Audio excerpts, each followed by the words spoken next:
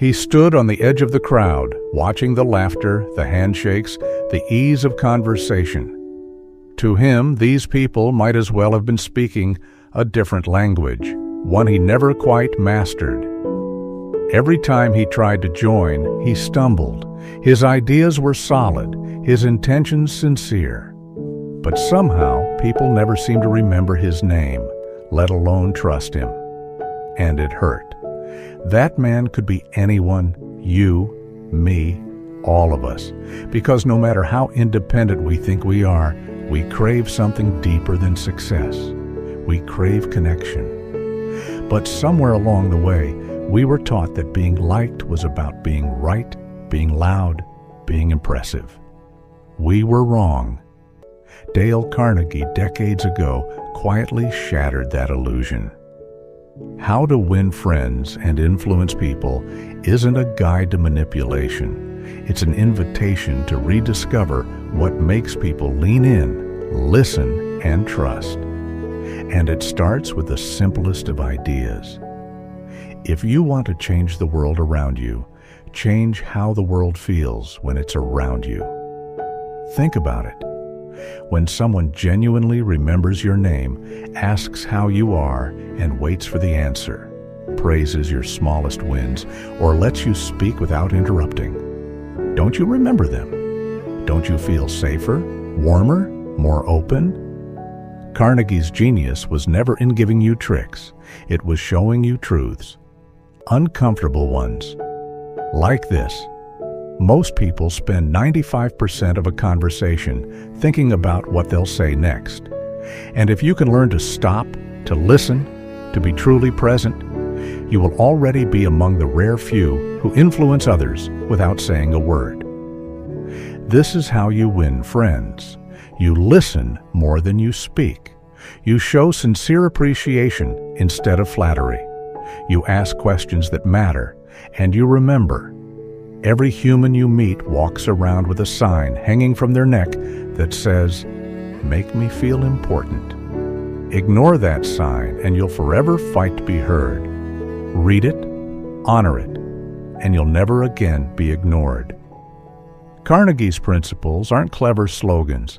They're daily practices, like don't criticize, condemn, or complain.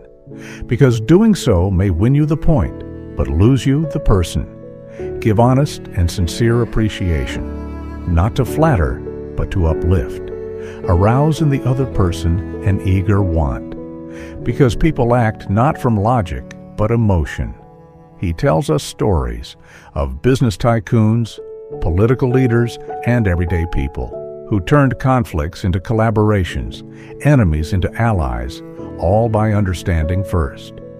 He shares how Abraham Lincoln, once a brutal critic in letters and debates, transformed himself into a man of empathy, saving relationships, reputations, and lives simply by choosing understanding over ego. He reminds us that in every conversation there is a deeper current. Behind each complaint is a fear. Behind every argument is an unspoken need. And if you can become the kind of person who hears that, who sees what's not being said, your influence becomes almost magnetic. Let me tell you a story. There was a man who ran a small team in a company where morale was sinking. Instead of giving orders, he gave ownership. Instead of blaming, he asked questions. Instead of taking credit, he gave it. That team? It became the top-performing group in the entire division within months. Nothing else changed, just the way people felt when they were around him. You see, Carnegie understood something timeless. People don't follow authority. They follow warmth. They follow those who help them feel understood. Those who create safety in a conversation. Those who remember birthdays, who smile often, who ask about your kids and remember their names. Those who make you feel like you matter. This book is not a toolkit. It's a transformation. It doesn't ask you to become someone you're not. It asks you to become more of what you already are, underneath all the defensiveness, all the self-promotion, all the fear. You don't need better words. You need better intention. You don't need to speak louder. You need to listen deeper. You want to influence people? Make them feel safe in your presence. Make them feel seen in your silence. Make them feel celebrated in your praise. Because in a world flooded with noise and ego, being someone who genuinely cares is not just rare. It's revolutionary. If you're still listening, I'll leave you with this. Start today. Call someone and ask how they really are. Apologize to someone without justifying. Compliment someone with no agenda. Remember a name. Show up. Be kind, not because it's strategy, because it's who you want to be. And in becoming that person, the one who listens, lifts, and leads with empathy, you'll find not just influence or admiration, but something far more enduring: connection. And maybe, just maybe, that's what we were after all along. And as we continue walking this quiet path through the pages of Carnegie's wisdom, one truth begins to echo louder than the rest. People don't remember what you said or even what you did. They remember how you made them feel. Influence, at its core, isn't about clever lines or flashy charisma. It's about presence. It's about the quiet humility of listening, really listening, not just to words, but to emotions behind them. Imagine a moment, one of those simple, fleeting moments where someone felt truly heard by you. Their eyes lit up, their body relaxed. That moment was influence. That was connection. Carnegie didn't write about manipulation. He wrote about unlocking humanity. And the secret he shared? Make others feel important and do it sincerely. You don't need power, money, or even eloquence. You need awareness. You need patience. You need the strength to put your ego aside and make room for someone else's story to exist next to yours.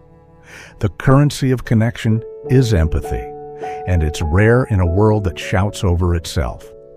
Carnegie taught us that the person in front of us is always, always more important than the point we're trying to prove. He reminded us that names are magic spells. Say someone's name often, gently, sincerely, and they'll lean in without even knowing why. Because in a world where people feel invisible, being seen is a gift, and you have that power.